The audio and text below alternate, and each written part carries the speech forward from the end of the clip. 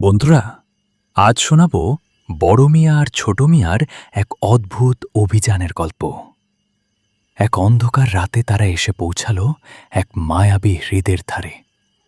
হঠাৎ হ্রদের মাঝখান থেকে ভেসে উঠল এক বিশাল নীল পদ্ম, আর তার ভেতর থেকে বেরিয়ে এলো একটি রহস্যময় সোনার চাবিকাঠি। বড় মিয়া সেটি নিতে গেলেই এক বিশালাকার বুদবুদে ড্র্যাগন তাদের পথ আগলে দাঁড়াল। কিন্তু ছোট মিয়া তার জাদুকরী লণ্ঠন দিয়ে ড্র্যাগনটিকে শান্ত করে দিল। মুহূর্তেই ড্র্যাগনটি এক আলোর সেতুতে পরিণত হল, যা সরাসরি চলে গেছে আকাশের এক ভাসমান প্রাসাদে।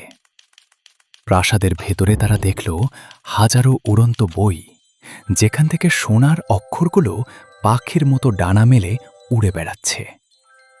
সেই জাদুকরী অক্ষরগুলো মিলে তৈরি হল একটি মানচিত্র, যা স্পর্শ করতেই বদলে গেল একটি ছোট্ট উড়ন্ত কার্পেটে। তারা সেই কার্পেটে চড়ে পাড়ি দিল বিশাল রঙিন মাশরুমের বন, যেখানে চারপাশ বদলে যাচ্ছিল মোহনীয় রঙে। হঠাৎ শুরু হলো মিষ্টি আর চকলেটের বৃষ্টি। বড় মিয়া একটি চকলেট ধরে হা হা হা করে হেসে উঠলেন। অবশেষে তারা পৌঁছালো মেঘের এক গ্রামে, যেখানে ছোট ছোট ডানাওয়ালা মানুষেরা তাদের উষ্ণ অভ্যর্থনা জানাল। বড় মিয়া বুঝলেন, মনের সাহস আর সততা থাকলে যে কোনো রহস্য জয় করা সম্ভব।